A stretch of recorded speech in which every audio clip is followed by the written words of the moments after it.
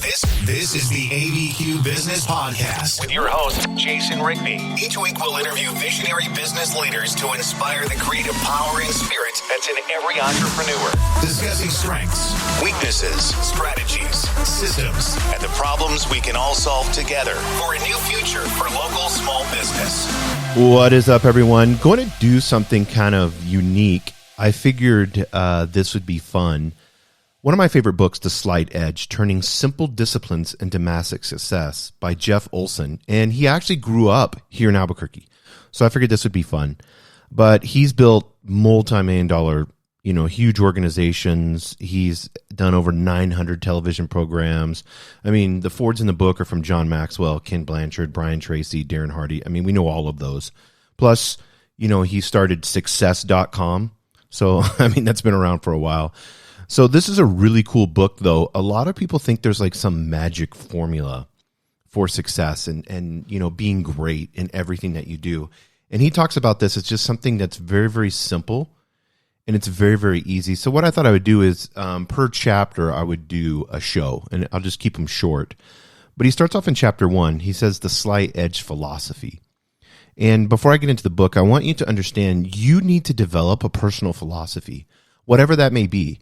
Understanding and knowing philosophy and listening to philosophy. Are you nihilistic? Are you a hedonist? What are you? What motivates you to do the things that you do?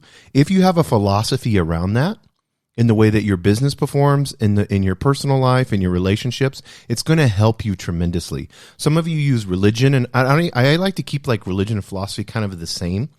And that creates a moral compass for you. Some of you don't have a moral compass at all, and you need to establish some so that there's no lying, cheating, stealing, all the negative aspects of things. So I mean, if you want to be hedonistic, that's great. You want to just party all the time and have a great fun time at your work and take lots of trips. Awesome.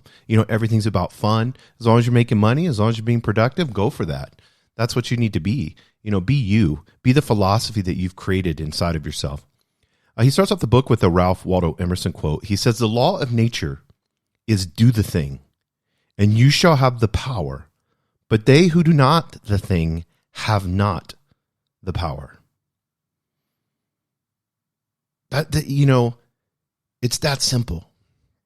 It's this philosophy of doing little things every single day that have this compound interest that causes you, when you look a year from now, it's like if you're consistent 3 or 4 times a week going to the gym and eating good, what will happen in a year?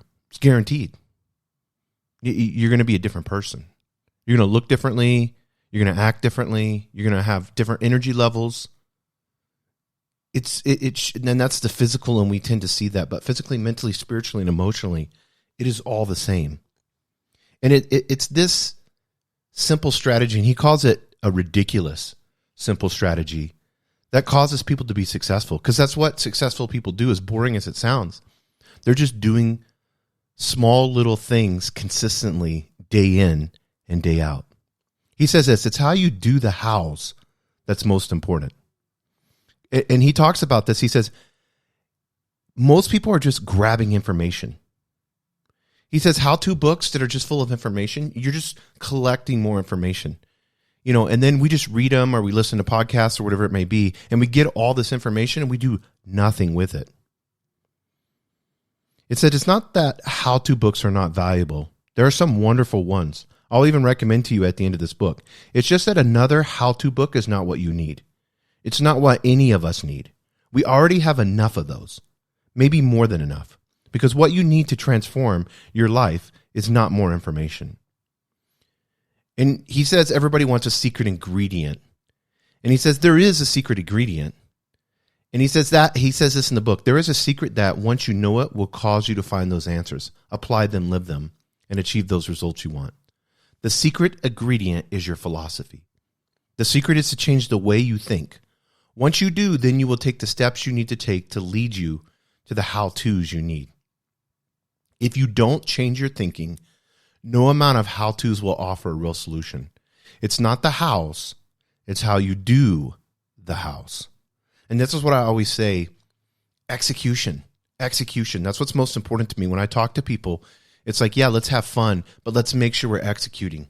Are we getting the task done? Are we getting the job done? Are we going into a sauna every day or whatever list you're using, Excel, whatever, and is things consistently getting done every single day?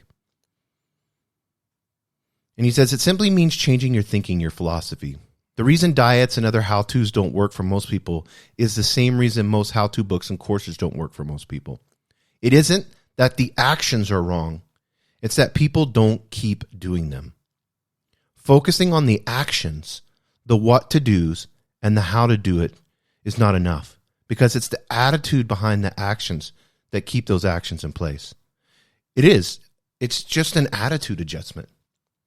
You know, after you go to the gym over and over and over and over again, and you struggle through that discipline to have it happen, and then you get to a point where you love going to the gym, or you like going to the gym because you like how it makes you feel.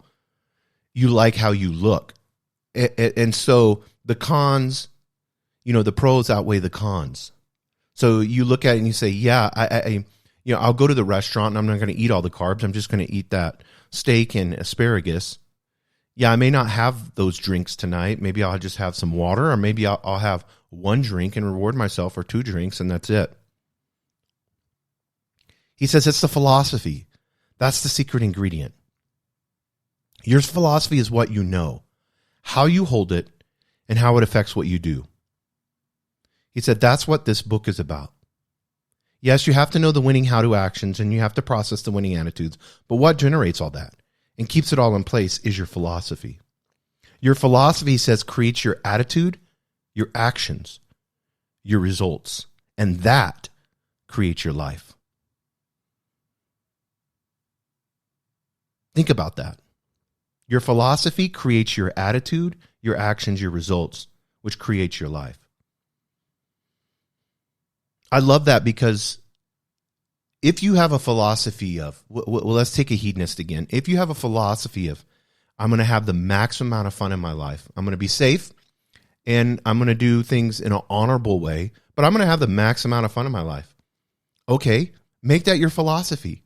Have fun at work. Take vacations. Do what matters most to you.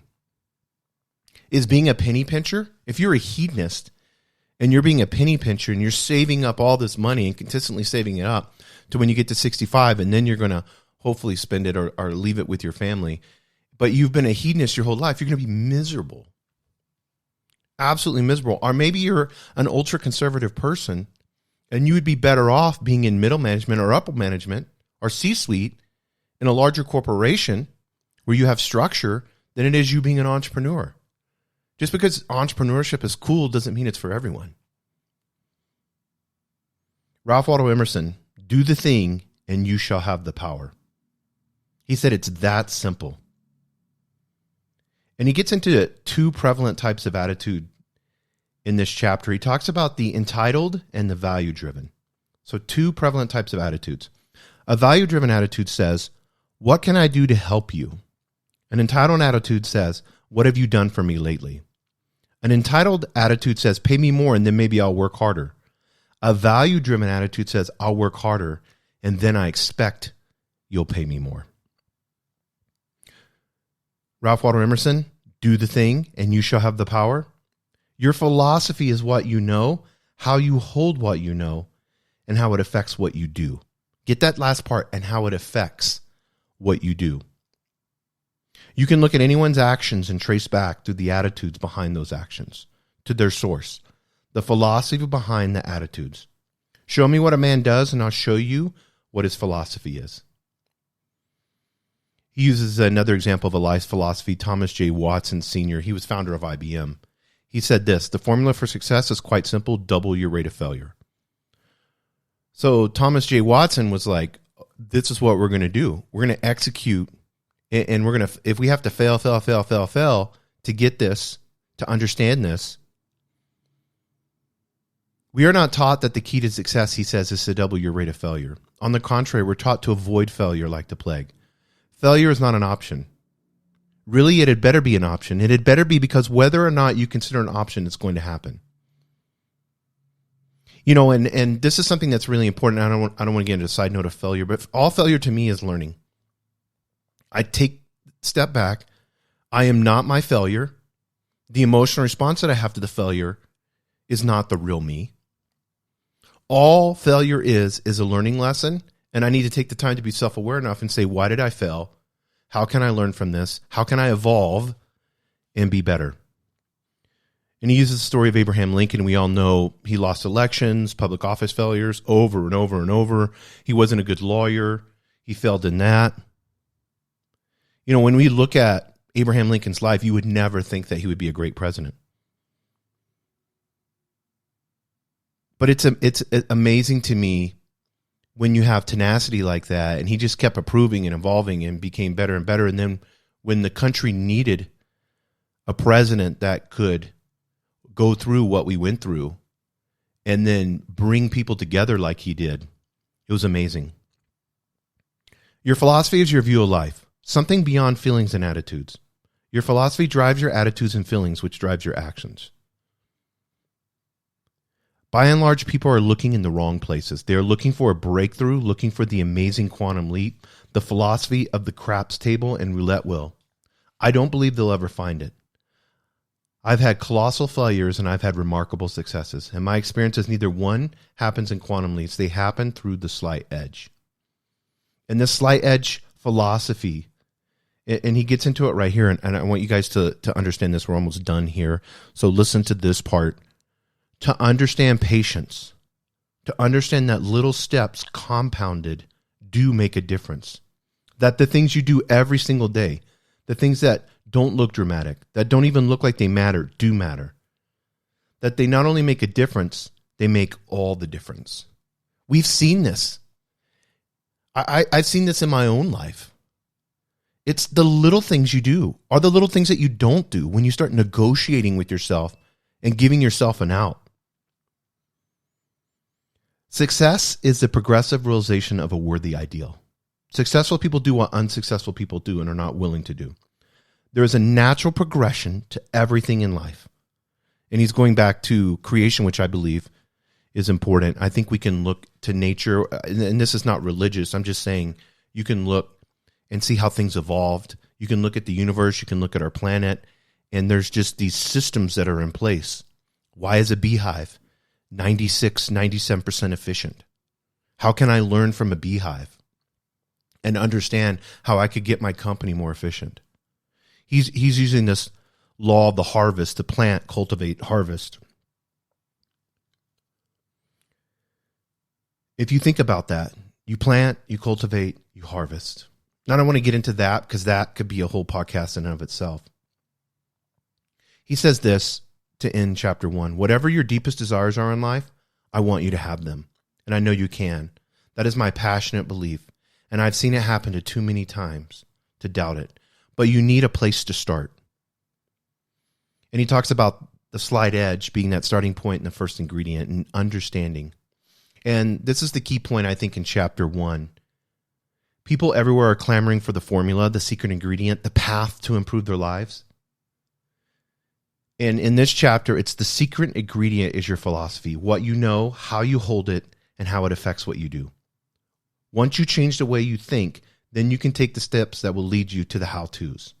The things you do every day, the things that don't look like they matter, do matter. They not only make a difference, they make all the difference.